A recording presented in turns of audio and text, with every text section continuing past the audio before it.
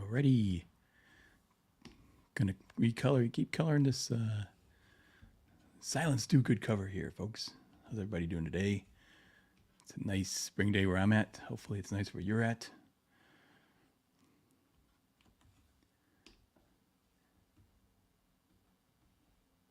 Okay, I gotta remove something. Okay, save changes. Rumble didn't want me to go through them this time. It did work last time, but I couldn't see it. All right, time to do some robots.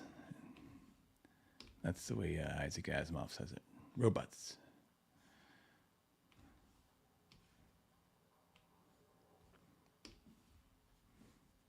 So I worked on this a little bit. I couldn't help it.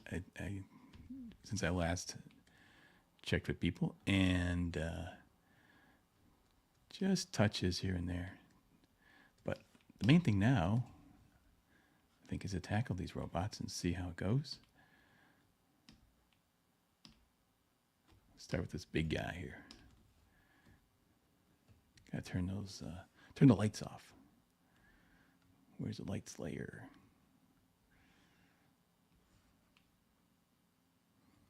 Now I got a layer of lights. There we go. Turn them off like a real light switch.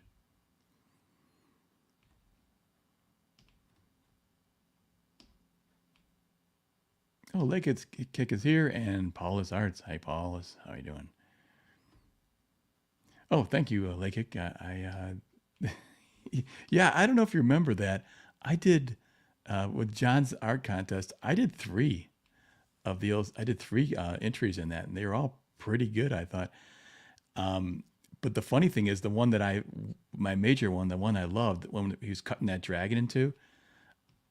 Since that passed, since time passed, I started to really think. I kind of fell in love with my own drawing. Like, this is really great. So John contacted me and asked me, "Do you want to print that?" And I said, I think I'd rather do something different for you. I want to keep this one for myself. I want to maybe use it for prints. But I said, I have these other two that I did. Do you like those? And he goes, yeah, those are great too. So I just sent him the sort of my that one that you saw, and I worked on that some more before I gave it back to him, and really colored it up. But yeah, I think it's amazing, the print quality. Oh my gosh, like it looks exactly the way it looks on my computer screen. I mean, incredible. Just it's the printing these days. It's simply extraordinary. So really, really happy with that. I'm excited. I tell you, this is a great time to do comics, man. The printing quality is so fantastic, and the and then being able to make your own comics and reach your audience independently, it's freaking insanely good. This is what I dreamed of. I wouldn't even have dreamed of this back when I was in comics in the 80s. This was just way beyond anything that it's what I wanted to happen, but I didn't even know I wanted to happen because it was too big beyond what I could have thought. So, now it's completely merit based. Well, pretty much, anyways. You have to be a good YouTuber. So, and I'm not. I'm not terrible, but I'm not that great. Let's see. I'm gonna first do these monster faces in here. So where's the? I'm looking for it. Where is it? Oh, there it is. Robot face. So I'm gonna make these guys kind of skulls. So all I need here is black. I got the red on there.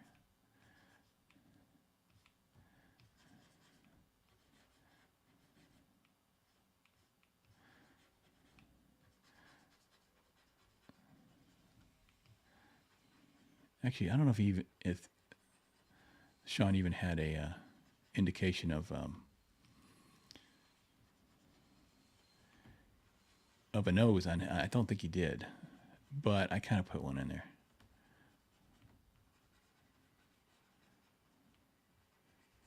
I think the main thing is to make them look kind of scary.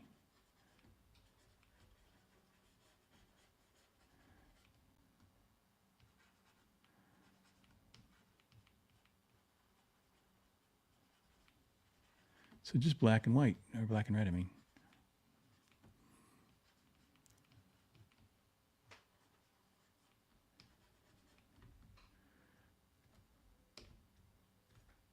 Get my option button. As everybody knows, if you watch my videos, one finger on the option button at all times so I can use my eyedropper quickly.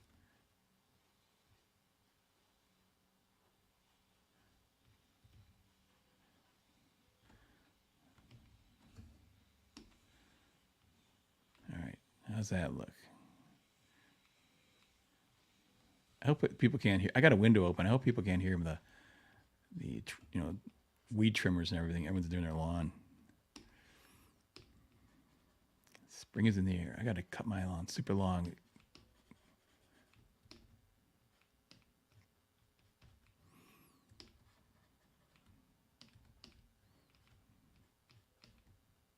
I like cutting my lawn, actually.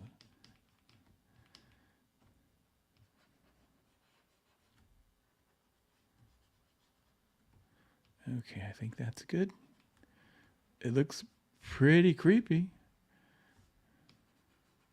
Pretty scary. I'll put a little more skull line into it.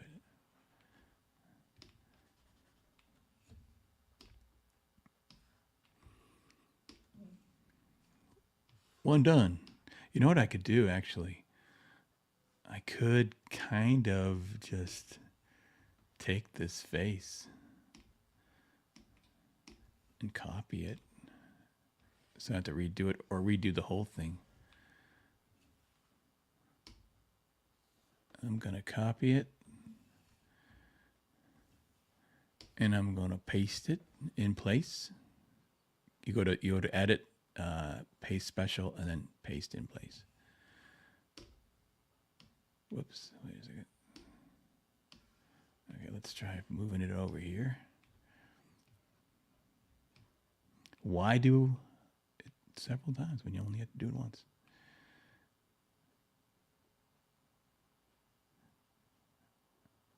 Actually, maybe let me see the drawing. Okay. Yeah, because it could be, if it's a computer, it would probably be the exact same image anyways, the exact same face. That's my excuse anyways. I'm going with it. Okay. Sometimes if you want to duplicate a layer, it's pretty easy. You have your move tool intact. You hit the option button. It turns it into these two little arrows instead of like copying the layer, and it copies it as soon as you move it. So just nice little tricky there to fit Photoshop trick.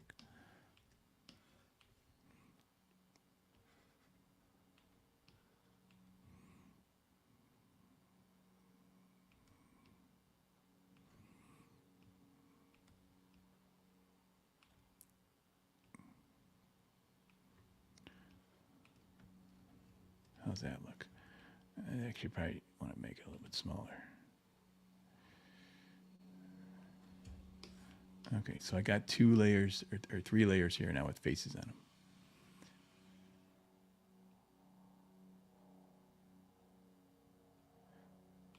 Place it in the right way.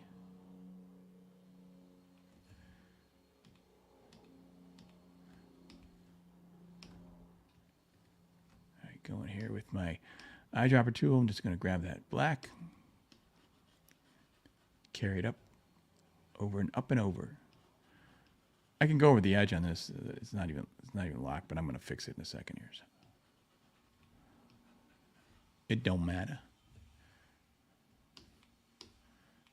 Get this guy too. I think this is the right layer. Okay.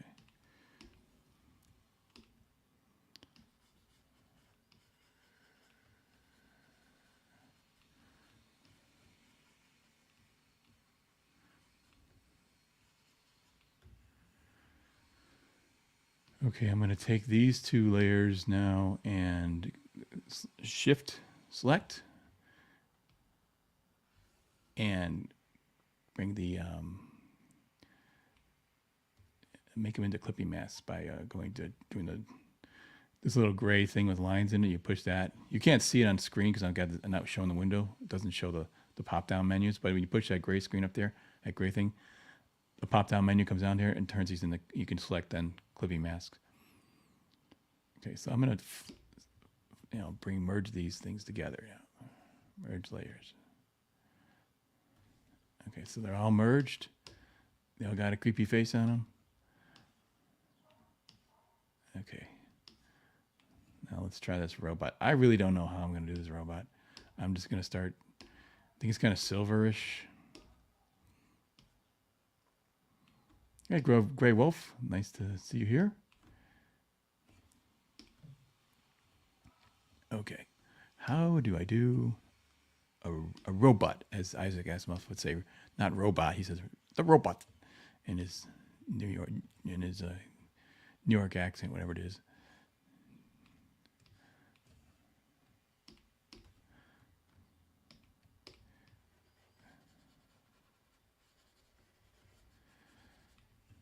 I think I'm going to make this thing black.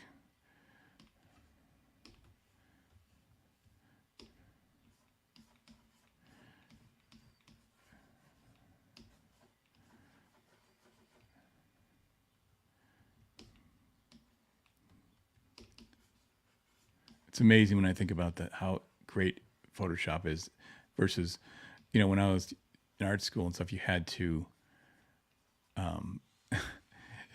you had to, first get this whole thing out, get your airbrush out, fill it with color, the little cup with color, then airbrush away on this thing. It was so difficult. And you think of how easy it is now to do this.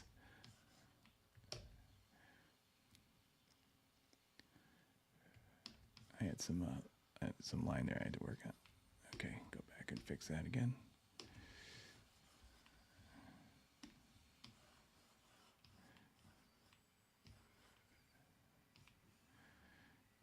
Okay, you want to add a edge to this. I'm trying to make it pretty precise.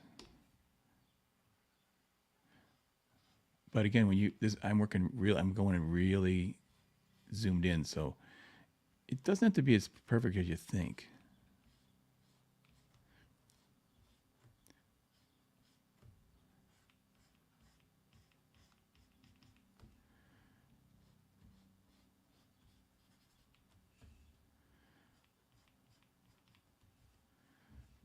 Gonna get a black here.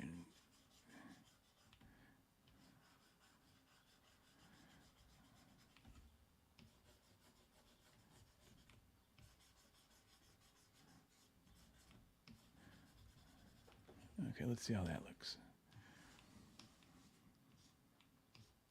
Kind of cool. Okay, I almost feel like I want to put a different layer. I might create some layers here so I can do these without harming what's underneath it. Probably should have done this on a different layer, actually. As a matter of fact, I can do that. I can just Command J, duplicate that layer. Now I've got it on a different layer. I'm going to make this.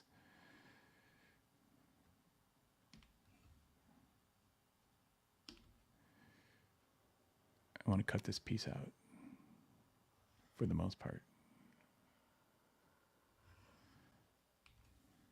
I selected it. Now I'm just going to invert that and delete the blue outside of it. So now we've got this. This is what I wanted.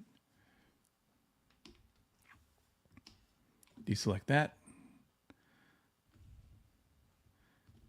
Create a clipping mask. Wait a minute. Oh, I cut it out. Darn it. Or did I? I know. Let me take this off for a second. Lock this layer.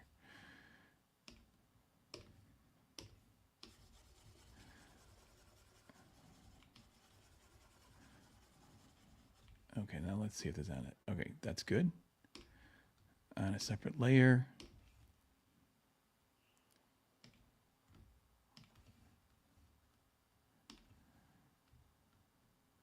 Now I might try a little bit of a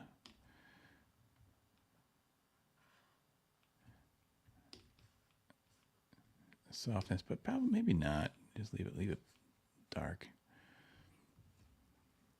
See, I just then have to redo that stupid highlight.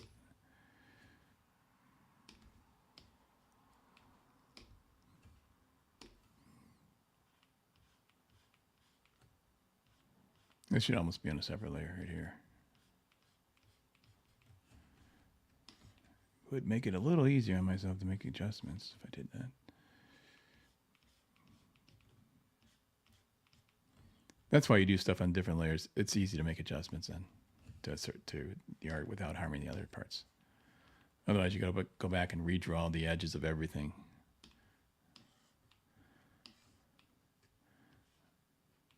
Okay, I'll make this. I'm going to label this like ball.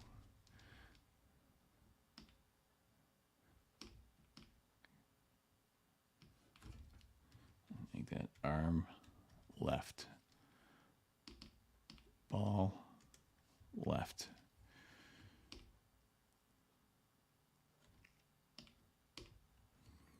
Okay, how shall I tackle this stuff now? I don't know if I want to silver it. I think I'm gonna make. I think I'm gonna make this robot chrome-like.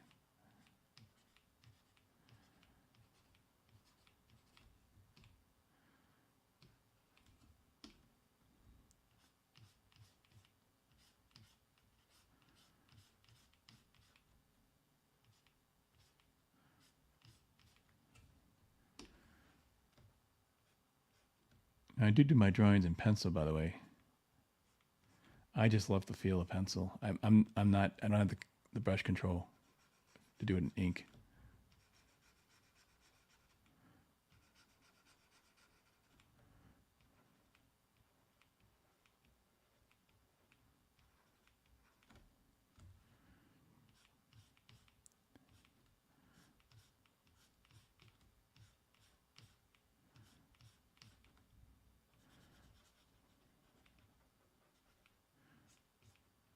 Okay, let's try some white here. Super highlight, pop it out. I should just do this first. It'd be easier. Just go along.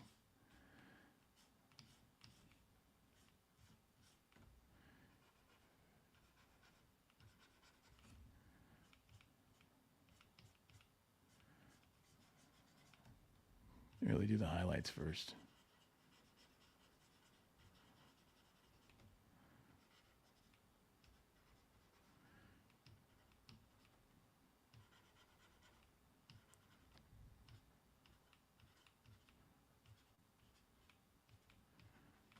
Okay, guys, by the way, I'm going to be on Abra's show tonight.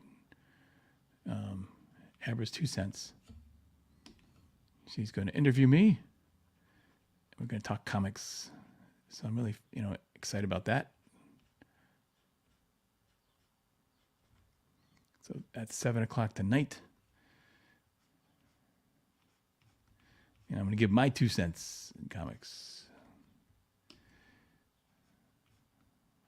And together we're going to have 4 cents. Okay,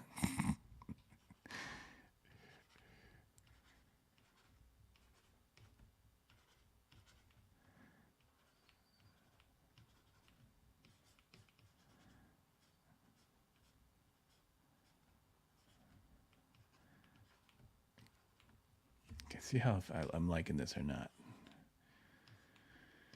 I don't know. I don't know. Not sure I want it looking too chrome then. I don't know.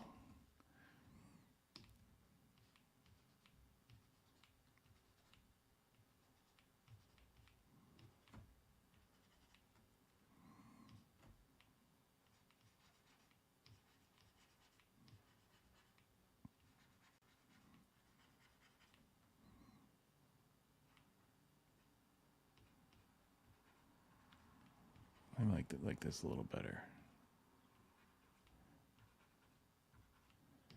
So it's not so high contrast.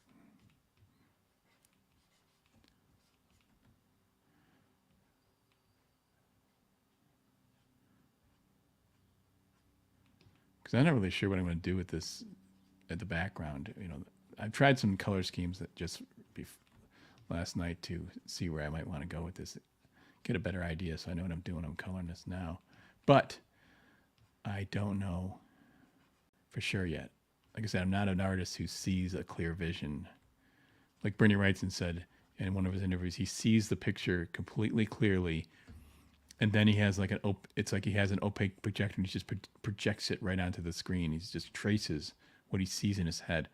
An incredible imagination. I don't have that. I'm more of a constructionist. I start by constructing things, making something work, and then it just sort of starts to form. Then I get an idea like, oh, I can go in this direction or that direction. I kind of like the excitement of creating, not knowing exactly always where you want to go with it.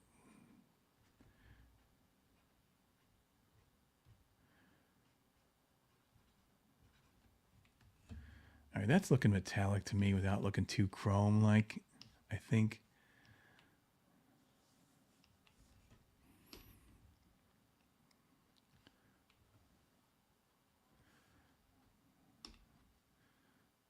Hang on a second here.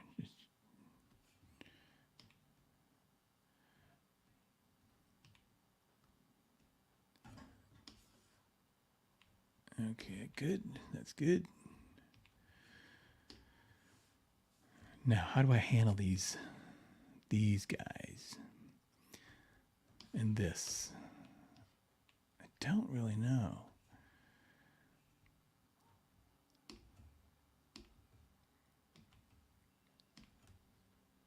I'm going to start with metallic feel. I'm actually going to use a hard brush on this.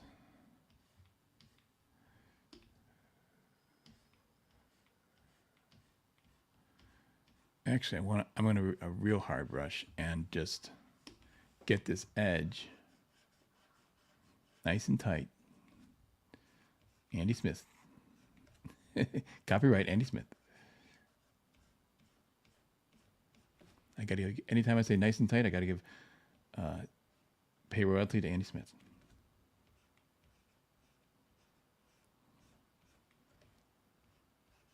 Oh, by the way, check out Chord Draft, you guys, if you haven't already.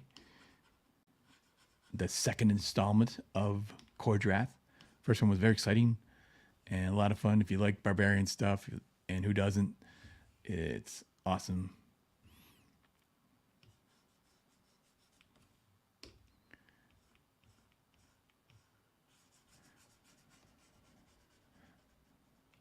Wait, I'm gonna get this logo out of the way.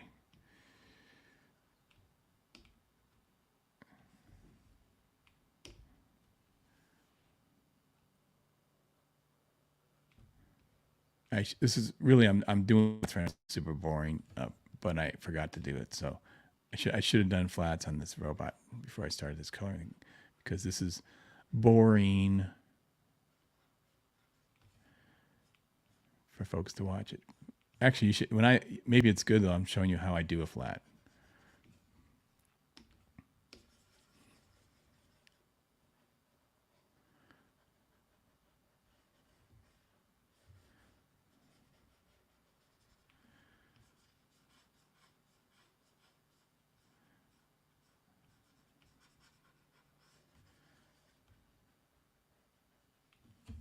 Gonna lock that layer now. I'm gonna lock all these layers. Well, let's see. No, not the arm yet. The ball, yeah. Okay, this is the shoulder.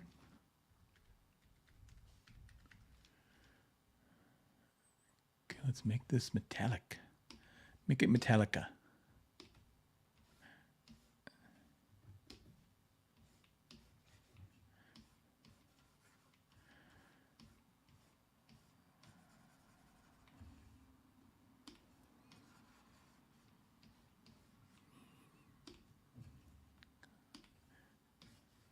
Okay, so I'm not sure how much shine I wanted this baby to have. How much reflection. But you can see it looks silver. I don't know if I want silver or not.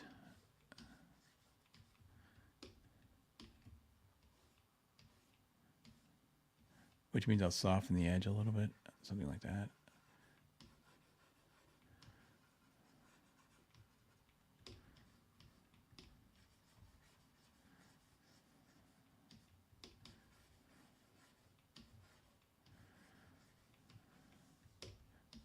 I guess I kind of do want a silverish feel. Let's see how it goes. I want something to kind of contrast the ball.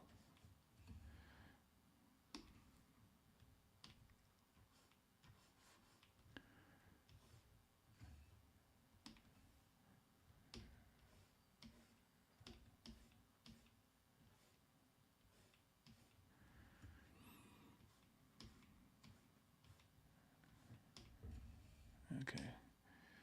See that? I don't know. I think I got to do the whole thing really and just find out how it's going to work out. I'm going to put a layer underneath this. This will be the body.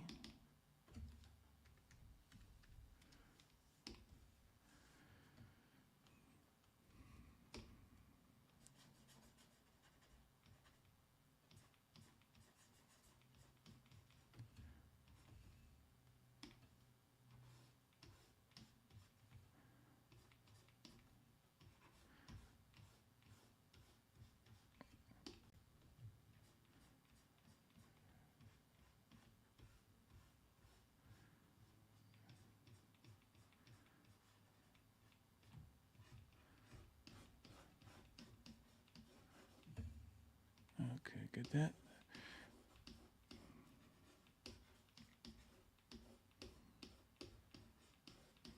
I'm going to kind of rough it in, so to speak, here. And maybe later I'll go in there and clean it up. I really want to just see what it looks like, how this is going to work. How much shine I want on this thing. Because I don't want it to distract from the people. But I may also, I'll be knocking this back with a bunch of layers of atmosphere, I think, based on what I did last night testing it.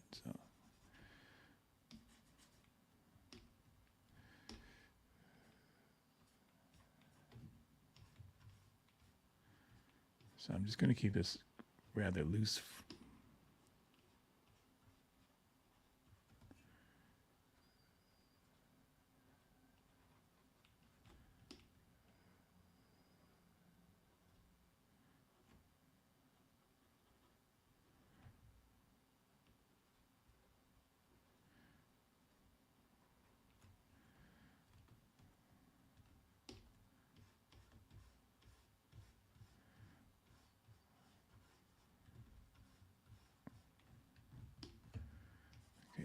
This piece here will be mostly white because I got some angles going here.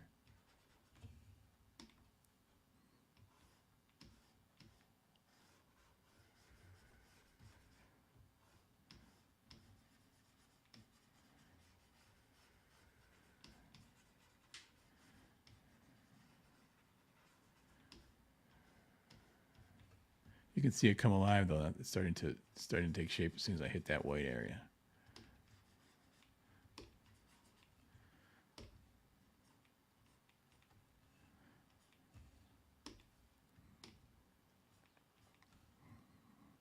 Get the edge here.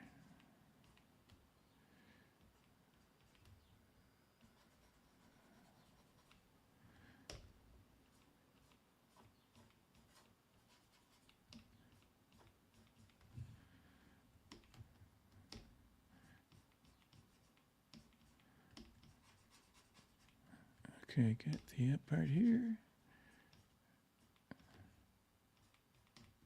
It's almost cool. That could be kind of a, retro kind of funky, 50s type robot. That'd be cool.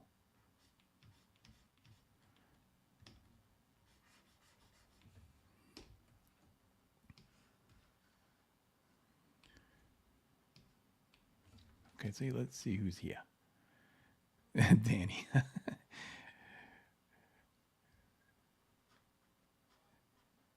Hey there, Dennis and Andy. The Dennis and Andy show. Is this Dennis or Andy? Which one? Dennis? Is it Dennis or is it Andy? It's got to be a dentist then. That is here. Oh gosh, I didn't know you're there. Like, duh. I was Hang on a second. I waving need some at headphones. you.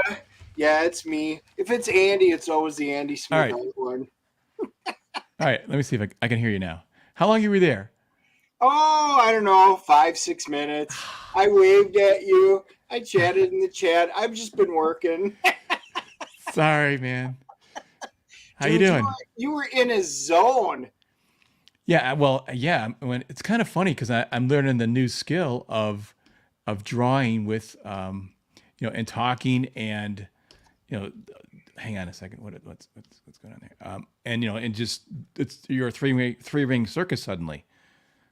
It's kind of Uh-huh. it's not it's not I'm not used to that. It's kind of a tricky thing. Now I like it. It's a challenge. It's fun, but it's kind of weird too. So Very I feel cool. I feel like I'm pretty much a natural at teaching. Like that's when I'm drawing and I'm explaining stuff. That flows pretty easily because I know what I'm doing. But as far as the fun banter, Yeah. Hey, Arteroy. Yeah, guys. It was me. I was sitting there working, and I saw your link, and I was like, well, let me just get a couple more. I'm trying to get some of my quick flips up this afternoon. So I was getting those up, and I saw your link, and I said, last yeah, time you had some people on, I was like, nah. If you were bored, I would have hopped in, but nah. yeah, I appreciate it. Actually, now I just added Paul Ravoche to that room there, so uh, I would like I'd like to see him come in. That'd be awesome. But yeah, I'm just trying to get people to join in and help me out with my live streams if I can. Oh yeah, Because yeah. I need the help.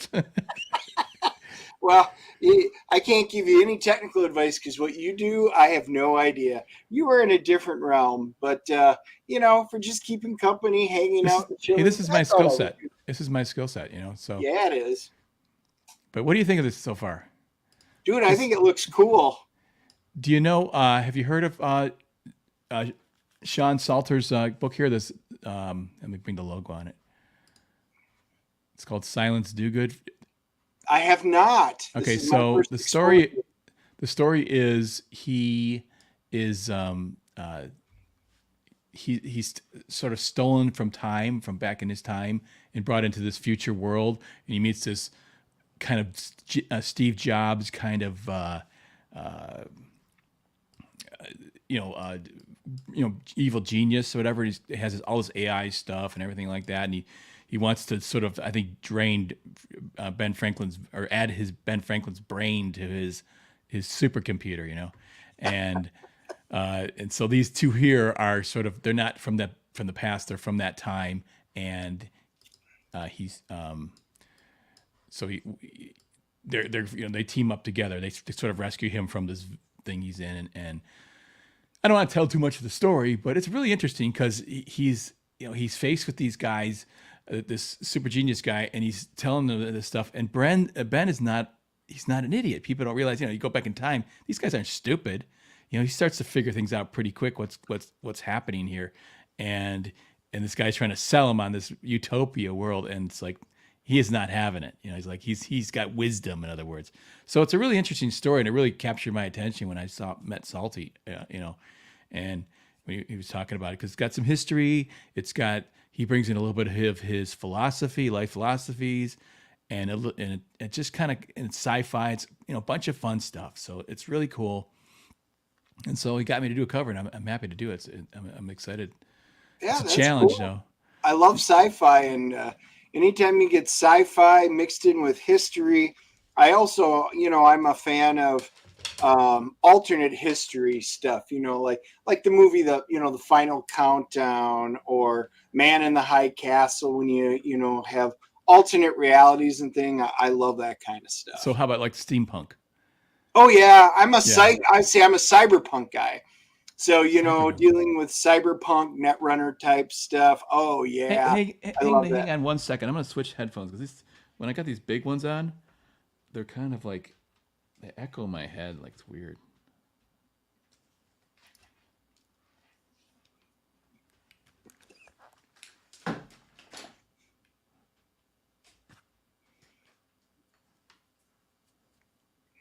Okay. Any better? Much better. Yeah. You know, the weird thing is it's like when you have those headphones on, you're trying to talk. It's like you're cupping your hands over your ears, and you get that weird echo feeling. And I just like I can't. It's so distracting for me. Well, It's really odd. it's a relief that it's in your headphones. Therefore, we know it's not in your head. Well, it could be. I don't. It's you never know, right? I mean, so so how Exactly. you been, man? Busy, busy, busy, busy. We've been. I'm working on, like I said, I'm trying to get up a couple of quick flips because YouTube really doesn't like it if you don't get your daily stuff up and live on it. So I'm doing that, and then I'm working on. I'm still working on the game module for the second game module for Core Draft. So Oh, I'm trying will, to get a will there be an bunch. illustration for that? What's that? Will there be another illustration for that, or just It's the one you already. oh Well, just the oh main yeah, I one is mean the the one you second one already in terms colored. of the first one was from the first campaign. Yeah. Yeah, yeah. Okay, got it. Right. Yeah, so the demise of Draco Mort's this one, and that's that new Bart Sears artwork you colored with Yeah, the dragon. Yeah. which I probably could show pretty easily. You know, I could actually bring it up. It'd be kind of fun actually to show everyone the actual art because the Photoshop files because then you could see the what I did with it. Yeah. Let me see if I can find a. But yeah, no, that's what I've been working on. Uh, Trying to get a bunch of that stuff done. Andy's going to be heading down to Florida, so he's going to be on a nice little vacation with the family. So Oh I yeah, was that's like, right. He's in Florida. oh yeah, Oh yeah. We've got our show tomorrow. We got a couple of guests on the Dennis and Andy show at 3 o'clock Eastern. So that'll be fun. And then yeah, he heads out the very next morning. okay. Yeah, look at that. Yeah, that turned out great, didn't it? It I was did. so happy with it. It It was did. just the Well, funny.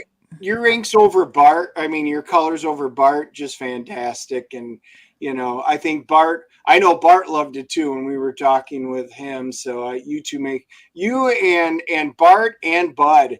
Your stuff over him just turns out fantastic. Yeah, well, you know why? Because those guys have a classic approach to art. Like I have a real trouble coloring Rob Liefeld's work or something where someone had a style that was very stylized. I'm a painter. I'm a I'm traditional stuff, and so these guys and Andy too are drawing somewhat traditionally, which it makes it easy for me to go in there. And barbarian stuff is really neat because you can do flesh tones. That's what I actually predict that you'll see more. You're going to see probably a change in the type of characters that you see because all the old characters, Spider-Man, Superman, all that stuff, were designed for when you had just flat colors.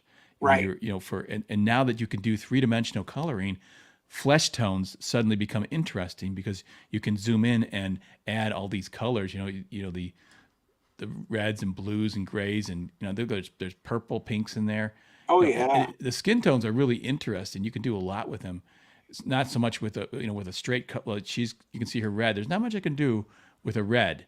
I can Right. add a little bit of yellow to that or something like that. But by the way, isn't that wild when you see this stuff? Just like it looks like the cartoonist was like it looks Yep. so like I spazzed or something on too much coffee or but but I'm zooming in like the tiniest. I mean, this is a tiny a piece of the art.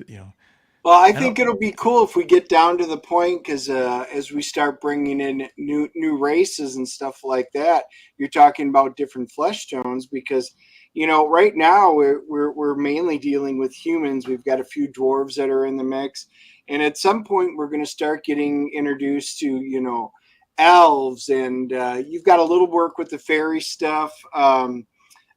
There's going to be the camellia, which are the camel people and stuff like that. That's a completely different thing. You're going to have some fun stuff in the future to do that kind of stuff with. Yep. Another thing too, just not just the skin tones, but the environment too. You could paint these rocks and with different color. There's lots of colors in the rocks Yep. and that sort of thing. With so it's gonna lend itself to fantasy more for Right. sure. So and look at this this background here that just that I can put the blues in there and all and yellows and that look at the colors you can put into the sky. Yeah. It's just it's pretty pretty stuff. So Yeah, I would have loved like that opening sequence in the first book where it's the Baxter, where I've got the big scroll filling in, everybody to the new world. Yeah, I would have loved to have seen how you would have colored that, where it's got the twin moons and stuff up there mhm. with it, and it's just a scenic background. But man, there's so much you can do with that. With Yep, that, it's just really it's cool like stuff. it's a playground. It's an Yeah. absolute playground. I go on Pinterest a lot, and I just see these. I tell you, the greatest art today is being done by these concept animators. That the concept work they do for animation for video games and all that stuff, and it's all over Pinterest. And I collect it and I put it into categories like forest and water and trees and it's just so good. It's like they're the new masters of art. They're grand masters. So like I had a file of one titled Forest, and I sent it to Eric Weathers. I said because his Battle Brick Road comic book is set in this another kind of eye candy world where you can do all these just your imagination can go crazy and have fun and just it's a blast and so it's I sent him this whole file of all these pictures like oh my gosh and so the thing about that stuff is it stimulates your imagination you go oh that go from there to there and you get an idea even just idea for like rock formation that you didn't think of going sideways instead of going upwards instead of going sideways or weird shapes or something like that. Oh yeah. There's just so many like things that sort of springboard you sit there and look at art and you all of a sudden you want to do art you do want to it inspires you to go a different direction. I remember one time when I was doing this John Malin contest and I was trying to come up with a concept and I was just flipping through some art and I saw this just robot. It was rendered in kind of like a little bit of a black metal. It had nothing to do with what I ended up with, but it was just a metallic surface. And I thought, I have an idea now.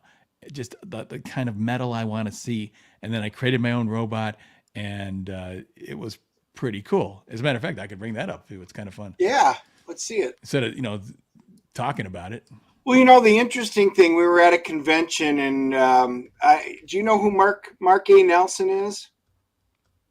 He No. used to do a lot for. Here, I got some of his stuff right here.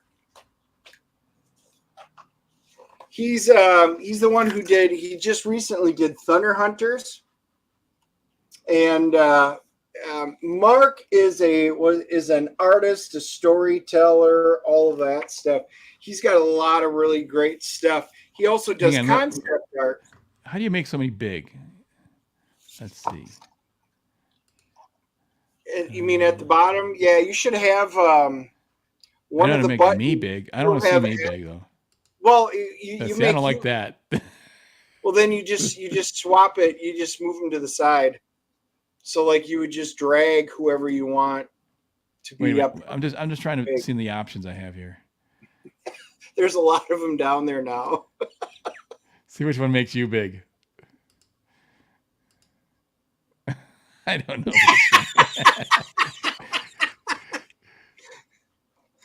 This was the biggest. Okay, I'll just pull Okay, back. we'll just do that one. But this one is Thunder Hunters, Oh, and so Mark used to do, and who's the actually, artist in this? what's that? Who's the artist? Mark A. Nelson. Oh, Mark A. Nelson. All right, let me just jot that down real fast. Yeah, he's fantastic. I've got some of his artwork. So for those of you that also do like Dungeons and Dragons stuff, he did stuff from the original like monster manuals and things. Thunder Hunters, you said? Yeah, that's his comic that he just put out. It's a hardcover graphic novel. And then this is his remark from Thunder Hunters that he had put out. We had gotten. Again, it's different characters. He designs them. If you guys play Magic the Gathering, he does a lot of a bunch of the cards. He was selling a lot of the cards. That's his artwork and stuff on it. So he's fantastic. I wound up picking up, I don't know if I've got it handy. I picked up an original piece of artwork from him. Do I got it down here? Yeah, I don't have it handy. But he used to do the Choose Your Own Adventure. He did some artwork for the Choose Your Own Adventure novels. I used to read those in the 80s and stuff. But he's fantastic. He's a great artist. And we were talking because, you know, he worked with Hasbro and some of these other ones, obviously for Magic the Gathering. And I found out, and I love these concept artists, guys, right? Apparently Hasbro got rid of all of their concept artists, fired them because they're going AI for all their concept art. Oh, how Dude, can you? it is The heartbreaking. concept is the only thing the AI can't do yet. Right. That's what Yeah, my main fear with all of this stuff is always is it's not going to be the best, but it may be good enough. And there'll be a bunch of people coming along and they'll have just good enough work, you know. And it because comics, let's face it, it's not necessarily the greatest art always in the history of comics. You know what I mean? It's kind of always been considered kind of chucked out stuff, especially in its early stages. And yeah, we loved it as kids, but we didn't really care. We didn't have to be Michelangelo. You know, you just had to do a fun, cool kind of comic-y style. And but there was sure. greats that emerged from that, really great artists. But I'm just saying, it's like I don't know if it made too much difference when you're a kid and you get that comic book in your hand, you know, and you're just Yeah. flipping through it. So um, I am really bummed out about that stuff to hear that news. He was too. I am, you know, and then we found out Hasbro ditched most of their hardcover book team because they want to go all digital and stuff like that. So they basically fired a lot. And I'm like, there's a lot of big changes coming, and I don't think for the better. So, you know, that's just it. How much of this stuff is going to be just regular AI artwork that we're going to get hit with? Rumor has it that the big two, I think it was DC, they had some AI artwork and it was like art germ stuff, and they wound up pulling it and changing covers because they got caught. And you know, that's just a shame, because if we just let the computers do everything, well, then we're nothing but consumers, and Yeah. there's no creation left in us then. Yep. But here's the thing: is the one thing that's they could be good from it is that people do want to talk to people, want to have a human connection, like we're talking now, and they want to we want a story from a human, you know. Right. And so I say sometimes say this YouTube stuff is interesting because now you can talk to someone and you can kind of relay what your thoughts are and that sort of thing. And you so it's a that's a kind of a product too, you know. To talk to you the people working on your stuff, you know what I mean? Right. Well, So you it's because so in other words, you know, to me, storytelling is connecting with each other, with each other through stories. right. So if that connection's broken by just a computer program, it kills it. It kills the fun and it kills the excitement, the interest. Um, you know, so another thing too is you can talk to you can get customers through YouTube and say, hey, you're talking about your gaming module that you've created. Yep. So that's something you can sell outside where you couldn't really do that before with all the other the way the networks were. So it's kind of weird because the computers have opened up doors and closed others. And Yes. Yeah. Well, look at, and I know you'll be getting them pretty soon from us. We got our first stretch goal up, which is the Vordoom playable card. And so you did the you know, artwork, you did the coloring on that one, and then like some of the new ones that you've got, I've got a couple of other monsters that are coming out that I created from the scratch. I mean, totally from scratch, from the ground up. And I had this idea. I wanted to see it fleshed out, so I fleshed it out in terms of gaming, from the gaming aspect of it. And then I'm like, it can do this and this, and it kind of looks like that. And then the cool thing is I give it over to Andy, and then he sees everything that I made, and he then has to take the kind of the concept that I went down with, and then he created it from an art perspective and saying, okay, we need to pull in this part and this part and do all of that. And they turned out great. So I Yeah. can't wait till you get your hands on those, because those will be other stretch goals, because there will be new cards. But that's all art and new stuff from, from the ground up, and no AI, none of that stuff. And this is, to me, this is half the fun of it. Yeah, yeah.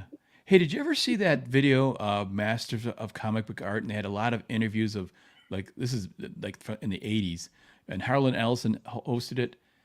Do you Yeah. remember? Do you remember? There's an interview with Frank Miller, and he's saying that he thinks, like, when the process, he describes the process of creation. He says he thinks it's one art, like it is one, one piece of art, but he doesn't think that's the only way it can be done, because these thrilling things happen when one artist is, and creator is playing off another. When you get these problems and you get these, these surprises and problems you got to solve, it creates something different and new. So I think, like, I agree with him in that the guy who writes and draws, sometimes that's the best kind of comic book, because it's so unified and it's so strong if you get someone who's talented in that way. But it's possible too to have people, to have a good team up, and people who are on the, on the same page, they're bouncing ideas off of each other, and that's another way, and that's also powerful and good with, for storytelling. But it has to, that team up has to be really, like, you and Andy are definitely on the same page. You're communicating. And, that's one thing I found really frustrating. My whole experience in comics was, it was so isolated. There was no YouTube or anything. You think about it now, and it's like you're just in your room drawing, and you FedEx this stuff. And I never talked. I mean, and I remember, like, when I worked on that Star Lord, I tried to talk to the writer. Who's the writer, that Star Wars writer? But anyways, I called him once, and it just, like, it was a quick conversation, and I was just like, I want to talk about it, but he didn't seem like he was that interested. Almost like he chucked it out and just didn't care.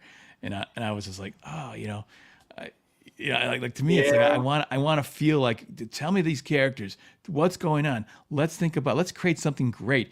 And nobody wanted to do that. There wasn't any time, for one thing, in the when you're working in the comic book field. It just, it's a miracle that Watchmen came out. It's a miracle Yeah. that Dark Knight came out, or Dave Stevens, or Bernie Wrightson's Frankenstein. All these great things. But I think at the time you had guys like Archie Goodwin, the guy who hired me initially.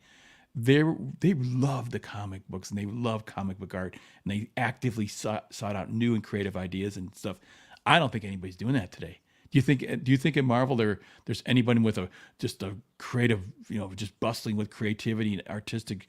Nope. I don't get that sense that there's somebody there who knows art and No, knows in the storytelling. old days, it would be, gee, if I wanted to run something by Dan, you had the old Princess phone, or the one on there. And if you're lucky, you held it up and you had the long cord that went up in Yeah, there. Or, if you were fancy, you had a speaker phone that was attached, like Charlie's Angels or something. But you right, would right. have to call somebody and talk. And then you can't work and talk at the same time. Everything is hands free now. Like, Andy and I, we talk almost every day, and it might be about the project or something else in there, or art, or deadlines on something. We're always just checking in, and if we've got questions, it's a simple text message. Hey, I'm thinking of this. Yes or no? Boom, boom, boom. And then, or he'll be like, I'll call you, and then we work stuff out and go through it. I think this allows a lot more creative interaction, as long as both parties are willing to do it. And I think when you're looking at the big two, I don't think your writers sit down, probably write a script and send it, and they don't care. And then I don't whatever think they comes out, know. comes It's out. like Eric Schley. I don't think they know what good art is. I don't think they understand it. It's like they because it's some of the stuff I just look at and go, just, or they understand why comics are great in the first place. I don't think they know. Yeah. So it's just like, I think some of them are interns, or out of college or something like that, and, like, you can't be, you have to have, almost like they need a course to take before they actually can work at a comic book, Yeah. place. And You got to read a lot of this stuff. everything has advanced so much, and we've gotten I guess you could say spoiled in a way. If we go on to the like the D&D side with the art, like the original Monster Manual Player's Handbook, a lot of this art was literally he had went down to high school, he didn't have money, and he goes, guys, I need you to come up with a monster that's just a big maw with teeth. And some high schooler sat down, drew out something cool, and he goes, cool, I'll run with it. Didn't really pay him anything, but you got your art, in there free. You got something cool signed with it. And we were fine as kids as playing with this stuff. It was great. And then the Four Horsemen came out, and they have a great documentary. I think it was on Prime. It's um, Eye of the Beholder, Tale of Dungeons and Dragons, or something like that, where all of a sudden, they brought in the great artists and, like Easley and those guys, and they were so good. They revolutionized the entire industry because their art was so good. People's fantasy, they were able to visualize stuff even better, and it we've never looked back. It's always been, how do we improve on that? How do we improve? But they were the masters of that genre, and this all kind of ties in together. And the comic books are the same thing. Yeah, yeah. You think about Roy Thomas. He was a fan, a huge comic book nerd fan, and he got into a position of power. So all this stuff is going to be out of love, And then Yeah, think about Jim Shooter. He started writing at a really young age, writing comics. I mean, he was so when he got in there and he was the editor in chief, he was all about story, story, story. He pushed story. Sometimes I look at the comics today, I'm like, oh my gosh, they don't even know the basics of how to put together a story that flows from panel to panel and from page to page and builds up to a climax and all that kind of stuff. It's just it drives me crazy because I just, you got to have the fundamentals, and then you can be creative. You got to have the right tools and go from there. And I just feel like that comes not just from learning, but from others, but just a love of reading it. right. Or assemble a team, and when you look at the big companies, and that's why most of my comics now are all small press comic books. Image is probably the largest one I get books from, but there's Dark Horse, Source Point Press, Ablaze Comics, whatnot. Oh, are Uh, you reading the Conans from Ablaze?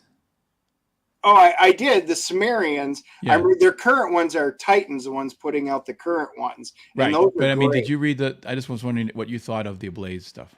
I did. I liked it. I Okay, liked it. They couldn't call it Conan; they called them the right. Sumerian. But they were good. The stuff Titans putting out right now is great. It Yes. really is. Well, Rob De La Torre is just Yes. he's he's John Buscema, Yeah. only I think better. Really. Well, it's I don't know. Maybe there's a few things missing, but there's a few things he's adding. Yeah. But in any case, he's so close to the spirit of John Buscema's kind of Conan, and it's really cool. And to me, when you read it, the art almost should be something I don't, and, I don't. It sounds kind of stupid to say, but you don't notice it in a sense that it's just like you take it for granted. You should take it for granted. It should be that good that it's just like this is going to look cool, when I turn the page, Right. and that's what he does. It's a solid. You know kind of what you're going to get, and you're going there for Conan. Well, it's So funny you say that. Andy's got, one of the things that he hammered in my head right away. He goes, if you've got something cool, it's got to be on an even page, because when you turn that page, that's got to be the reveal. yep, And he goes, yeah. So we were just talking about that on last Wednesday, I think, when we were doing the show, and we were looking through the new Conan one. And he goes, this is what I'm talking about. He goes, you look at it, you're reading it, and you're like, oh, that's cool. And there's the page, the odd page. That's the reveal right there. He yep, goes, yep. that would have been so awesome as the page turn. They should have filled it with something else and made that the turn. And he wasn't kidding. It really makes a difference on the impact. but it's basic stuff like that. Well, you know, yeah, I mentioned I've written my own comic book and stuff, and I've laid it out. I've been had it done for quite a while now, but the doing of the comic art is the hard part, the labor of it, you know. But I have it printed out. I have it in you know, just off of my, you know, crummy little printer here, and I mocked up the whole thing, so I know the pages, you know, like it looks kind of like a book.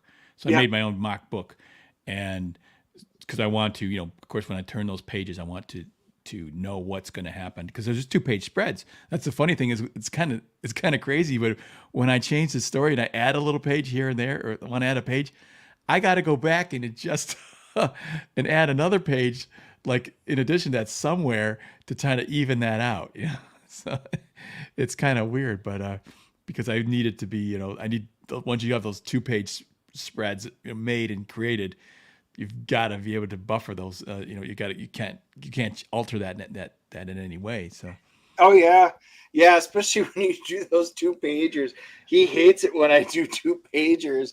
I mean, that in that first book, you know, when you open it up and it was that big battle. And there was a lot going on in there. And he hmm goes, dude, do you know how long it took me just to pencil that? And I was like, yeah, I do. But it's kind of important. And he knows, he's just like, just don't hit too many of those up on me because he goes, it just takes that long to yep. draw. But man, when you do them right, they're very impactful. hmm hmm Yeah, I've got actually I'm working on a cover of mine, and it's a battle, and it just like it's just so much stuff going on in it. You know, it's just like there's just, you know, but I want to I love armor and all that stuff, and you know, and my favorite stuff about Conan was you know, my favorite stories were like Hour of the Dragon, the Scarlet Citadel, you know, the ones where he was either a general or a king. Okay. I loved the battles. I love the massive, you know, just seas of people, and but Yeah. that's a pain in the butt to draw, you know. Right. So, but I want to do it. You know, I like castles, and you know, I kind of I it's like I love Conan, but I think I'm more of a fan, I'm more of a Lord of the Rings fan even than Conan. So I love you know, the Cimmerillion, all that stuff. I love all that stuff, and I eat it up, and I just I think of those, you know, the epic monstrous battles that they would have, you know, between the orcs and elves, and you know, when you read the Cimmerillion, you know, Yeah. and Well, so it's like the that's kind of what question, I want to draw. But like I said, it's I know what I'm doing when I do that. Like I know it's gonna be a lot of hours at the table. well, the question is when you're putting out books of that magnitude and they're monthlies, and you know, and yeah, they're only 22 pages and stuff, but you start whipping out big 2-page spreads like that. I mean, it takes a machine like Lepresti. He can do it. I mean, Yeah. he's just like, but I mean, But it takes even with somebody him, it's like special to you know, do it. it's just you need more time because even with him, you know, if he's got to do, if you force him to do a monthly book, he's going to cut corners somewhere. He has to, you know. Yeah, It's just because you, what happens when you're trying to draw these things monthly, as I did, it's it's like, oh, you just, oh, you want to, like, oh, I got to go cut the lawn, you know, like I was out there for 3 hours. Well, now I'm a day behind, you know, because I didn't get the 1.5 pages done. I got a half page done that day, you know. So now I'm a page behind, and that happens. This, oh, I want to watch this TV show. Well, now I'm 2 pages behind, right. and it's like you just, I was, you have to work almost every day, and it's just you don't have a life. So this is what I'm, you know, you wonder why I'm so excited about crowdfunding. It's like this is why, because time, you get the time to work on it, make it the, you know, Andy, you're going to see Andy's best work. You're going to see Aaron's best work, Yep. Ethan's best work, John's best work, and that's what I want to see. I want to see their best. I don't want to see their second best, and that's what you get with the crowdfunding stuff. So I'm really an advocate for it, and I I really am love it. too. And then a lot of people ask me, and they're like, "Well, you still get monthly books?" I'm like, "I do, and I always will. I just don't get Marvel and DC anymore because they've driven me out. And I do like supporting the smaller, you know, companies. Distillery's another one. They're kind of mainstream, but it was a bunch of creators that got together. They formed. It's kind of like Image. they're in the larger size, but they're telling their stories that way. Comics are a little more expensive. I think they're $8.99 a pop, but they're 3-issue miniseries. It's another neat way of doing it. But the best stuff is in the crowdfunding, and yeah, it might be once a year. Like, we can only put something out with all of this stuff included with it, with all the stuff going on, like once a year. But it's going to be really good stuff, and there's so many good ones. Like, we got Vaughn Coleman on Wednesday. I can't wait to be able to get his book. But there's so many great crowdfunding projects. I don't need one from Ethan every other month. I don't need one from John Malin every other month. If I can do it once a year, something like that. Well, Frag, they're Black first off, they're Flag. thicker books. We're talking about in 70, 80 page Right. book story. They're So graphic you're really novels. getting three. You're getting three or four books in one Right. book. So it's Yeah. like you're kind of making a graphic novel. That's what it is. Yes, that's exactly. And that's what our first one, it was, 80 pages because there was more story to tell. So we went big on that one because and it's a graphic novel. We don't call it a comic book. And we were just at a show, and we walked up, and one of the retailers wants us for the Kordrath the Awakening, they want to know if we're going to do it because they want to bring us in and do a signing and stuff like that. And we're like, sure. We hadn't thought about doing another one, but I guess we will now. But it all ties in together. They don't call it a comic book. They're like, would you please bring in your graphic novels? They understand you're paying more. It's a premium price for a premium product. And but there's so many good ones out that I've got Florida Man, Mike Barron. He's just Mm-hmm. amazing, and all of this stuff keeps coming I out. think Mike Barron's crazy. I love the guy. He Well, just absolutely love what I read early on was Badger. I Yeah, loved Badger.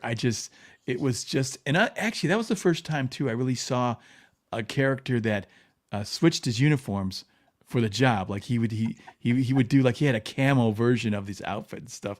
He had a snow version of his outfit. I thought that was so cool. yeah. So, and then So Bill Reinhold's art I thought was fantastic. I think he's a really good artist. yeah, It was both solid drawing. Nexus and Badger, those were some of my early. I didn't know he was originally from Wisconsin, so it was great. Us two Wisconsin boys Uh, getting together and talking. But the funny thing is, the reason I wanted to buy Nexus, and I didn't, because originally, like, I saw a picture of him, and he had a thong, like, and I thought, no, I don't want to draw. I don't like the oh character having a yeah. thong. Give me full pants. See, I didn't collect every issue as a kid. It was out. E-Man is what got me into comics of all things, and as a kid, and that's what got me later on into X-Men and other stuff. But when I would go to the shop, we only had one shop in town, and it was there was the dime store where you could get comics, and then we had one shop that sold comics and also did balloons and other things. And but Nexus, I was like, oh, Nexus, and then later it was Badger, and I remember picking up that stuff and reading it. So I didn't get them each and every week like I did, or I mean month, like I did X-Men, but I picked up a whole bunch of them, loved them. And unfortunately, I had gotten rid of a lot of my indie stuff, so I'm going back and collecting it. Andy just picked up his Badger #1, so he owns it now, and I'm like, dude, this is just great stuff. Mm-hmm, mm-hmm. By the way, past Master Dan's here, and he says hi. Hey, Past Master, another great guy. And it looks like either Mint Salad or Riley. I'm not really sure. I think they share an account. I'm not sure, but they're shouting out, saying hi. Oh, hello. Oh, they share an account. Yeah, I think so. I don't know.